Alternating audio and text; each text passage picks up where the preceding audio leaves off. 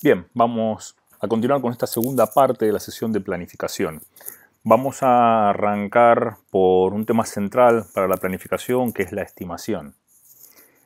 Al igual que pasa con la planificación, estimación es un tema que excede a nuestra materia, pero queremos dar una pequeña introducción al tema de estimación porque es necesario para contextualizar ciertas cuestiones de nuestra materia y a su vez porque también lo vamos a necesitar luego en la práctica. Entonces, cuando hablamos de estimación, básicamente en el contexto de un proyecto uno puede estimar tamaño, complejidad, ¿sí? El tamaño del alcance de lo que quiero construir, lo cual no es algo trivial cuando hablamos de software, cómo se mide el tamaño de un software, ¿no? Eso es una cuestión no menor. Puedo estimar también el esfuerzo de construir eso, puedo estimar el tiempo que me va a llevar o puedo estimar el costo. En general lo que uno va a hacer es estimar alguna de estas variables y el resto lo va a sacar mediante algún tipo de cuenta. Dependiendo del método de estimación que uno utilice, se encontrará estimando alguna de estas variables y el propio método puede que le sugiera cómo obtener el resto. Cuando hablamos de métodos de estimación, básicamente tenemos dos grandes categorías de métodos, en forma simplificada. Por un lado, lo que denominamos métodos paramétricos, en los cuales entran COCOMO, COSISMO, COCOMO 2, ¿sí? Y por otro lado, los métodos de alguna forma basados en opiniones, algunos les prefieren llamar basados en expertos. Yo me inclino más por llamarlo basados en opiniones. Los métodos paramétricos, la forma en que funcionan es que uno realiza algún tipo de conteo sobre la aplicación que quiere construir, mete eso en una fórmula, esa fórmula luego es calibrada, ajustada con ciertos parámetros del proyecto, como por ejemplo la tecnología que uno va a utilizar, el conocimiento del dominio que tiene el equipo, etcétera, etcétera. Y el método en sí, a partir del conteo y esos parámetros, me genera un número, ¿sí? Que va a estar midiendo, dependiendo del caso, puede que el tamaño del software, ¿no? Si uno utiliza COCOMO, por ejemplo, lo que va a obtener es una cuenta de tamaño del software que va a estar expresada en una unidad que denominamos puntos de función, ¿sí? Luego, a partir de eso, uno puede derivar el resto de las variables. Por otro lado, los métodos basados en opiniones lo que proponen es que la gente diga qué opina respecto de lo que hay que construir. Y eso muchas veces se habla de expertos porque se supone que un experto tiene suficiente experiencia como para poder identificar cuánto va a llevar algo basado en cosas que ya hizo anteriormente. En esta línea tenemos métodos como Delphi, Wideband Delphi, ¿sí? Y Planning Poker, que es en particular una variante, si se quiere, de la familia Delphi, que se suele utilizar muy comúnmente en el contexto de las metodologías ágiles. Lo que hay que aclarar de este método que, si bien el método se llama Planning Poker, nada tiene que ver con la planificación, sino que es un método concretamente de estimación. No vamos a profundizar más, no voy a profundizar más en estos métodos ahora. Después, en la clase presencial, sí vamos a hacer una pequeña práctica sobre alguno de estos métodos. Lo que quisiera detener un momento es hablar de la estimación relativa. Muchas veces cuando uno trabaja en el contexto de métodos ágiles suele utilizar alguna técnica de estimación relativa. ¿Por qué la estimación relativa? Porque es más preciso, ¿sí? Porque es más simple, si se quiere, estimar en forma relativa que en forma absoluta. Y les pongo un ejemplo. Si yo le preguntara a ustedes cuánto tardan en ir caminando desde su casa hasta Córdoba capital, por así decirlo. Posiblemente sea difícil que puedan hacer esa estimación, pero si yo les preguntara cuánto tardan en ir caminando de su casa a Córdoba capital y volver, ¿sí? Podrían decirme que les lleva el doble que ir. La ida y vuelta lleva el doble que tan solo ida, ¿sí? Entonces fíjense que esa estimación relativa es bastante precisa, ¿sí? La ida y vuelta es el doble que solo la ida, ¿sí? Obviamente Después tenemos otro problemita que es cómo traducimos eso a calendario o a esfuerzo, ¿no? Pero eso es parte de otro problema. Entonces vamos a hacer estimación relativa porque suele ser más simple, porque podemos ser más precisos en eso.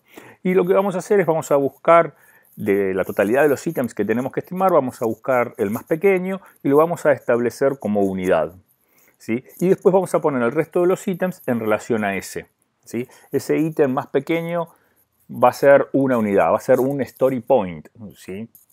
Story point suele ser la unidad abstracta o ficticia que solemos utilizar cuando estimamos en un contexto de métodos ágiles. ¿Qué es lo que vamos a estar estimando? Bueno, podríamos decir que estamos estimando tamaño, podríamos decir que estamos estimando complejidad, si se quiere. Claramente no estamos estimando tiempo en estos casos, ¿sí? Entonces, busco el ítem más chico, lo tomo como unidad y después pongo el resto de los ítems en relación a ese, ¿sí? Finalmente termino con mi backlog completo y con todos los ítems que tienen asignado un peso en términos de story point. Ahora yo lo que tendría que hacer como siguiente paso es determinar cuántos ítems puedo hacer en una iteración, ¿sí? Ese numerito que me marca cuántos ítems puedo hacer en una iteración es lo que denominamos velocidad. ¿Cuál es la velocidad del equipo? Y aquí hay que detenerse en algunas cuestiones. La velocidad es una propiedad del equipo, ¿sí? Si el equipo cambia, la velocidad es otra, ¿sí? A su vez, esa velocidad está asociada al tamaño de iteración. Un determinado equipo trabajando en iteraciones de determinada duración tiene esta velocidad. Si cambio el equipo, cambia la velocidad. Si cambio la duración de mis iteraciones, también va a cambiar la velocidad, ¿sí? En general, lo que vamos a hacer para determinar la velocidad del equipo es utilizar la técnica que se denomina Yesterday's Weather, en la cual lo que vamos a hacer es, a la hora de planificar la iteración n+1, ¿sí?, podremos hacer tantos ítems como los que hayamos completado en la iteración n.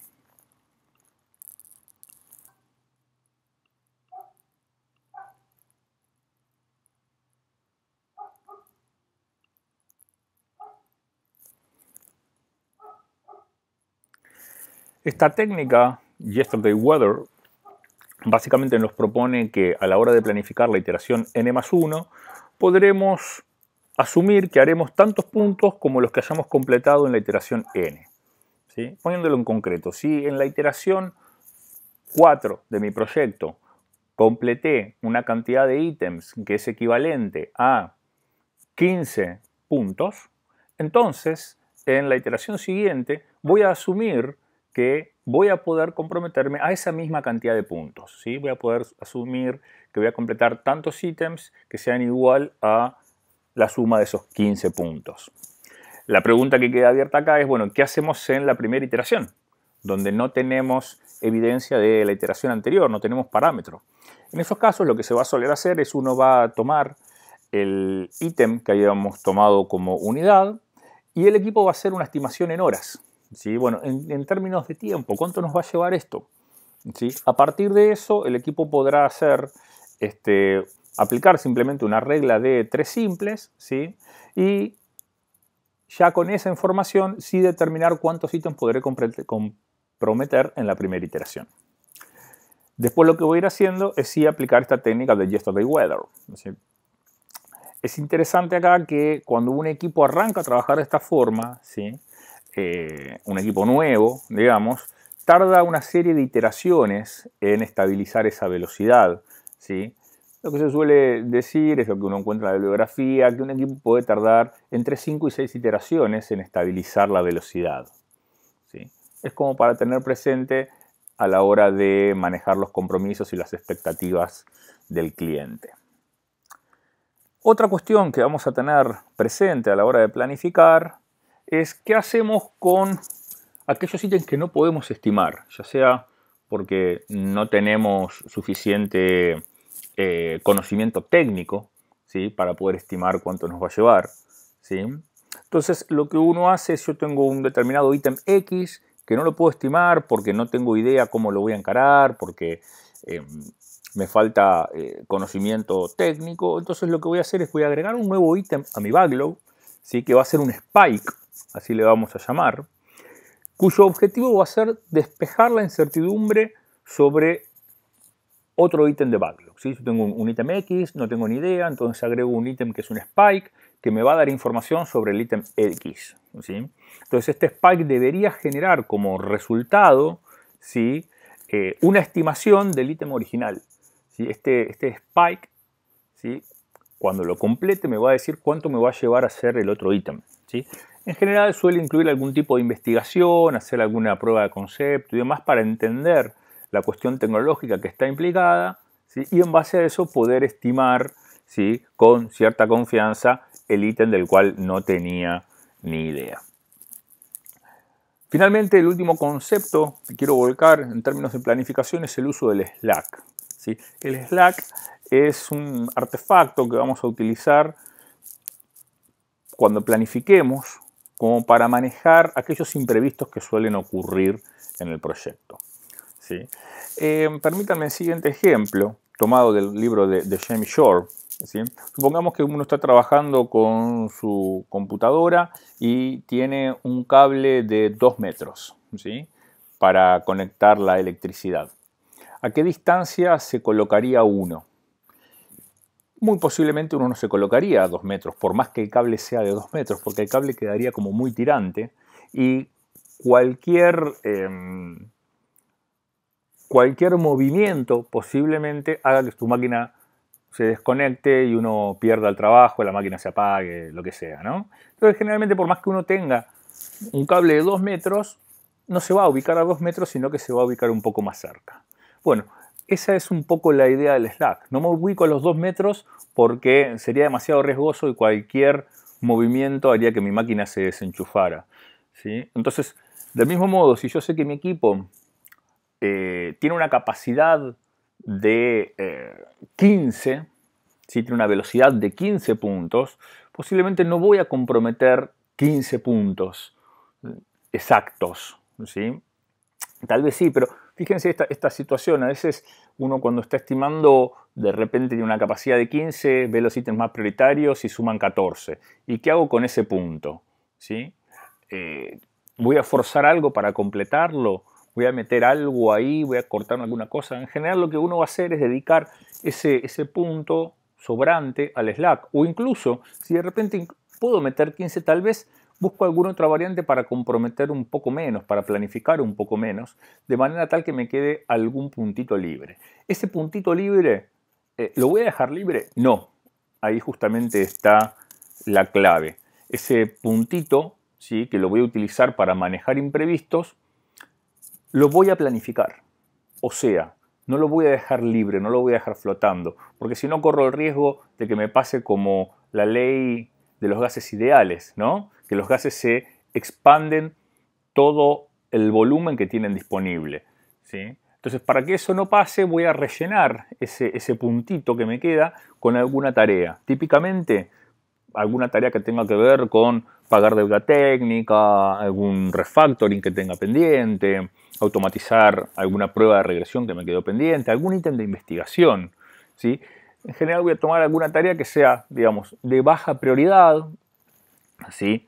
Que agregue valor, ¿sí? Pero que no quede suelto, ¿sí? Que ese ítem no quede suelto, ¿sí? Si yo tengo una velocidad de 25, ¿sí? Bueno, completar esa capacidad de 25 agregando ítems que tengan que ver con esto, con la deuda técnica, con el refactoring y demás. Eventualmente, si alguno de los otros ítems, alguno de los ítems valiosos, digamos, alguno de los ítems que originalmente estaban en el backlog, se estira, bueno, eventualmente este Slack, ¿sí? La tarea que yo haya puesto en este Slack, ¿sí? Quedará fuera, ¿sí? Pero bueno, como es algo de baja prioridad, tampoco debería ser un problema para el equipo. Bien, bueno, creo que esto es todo. Hacemos un repaso rápido de esta segunda parte. Dijimos que vamos a trabajar con métodos de estimación basados en opiniones. Dijimos que vamos a procurar que la estimación sea relativa.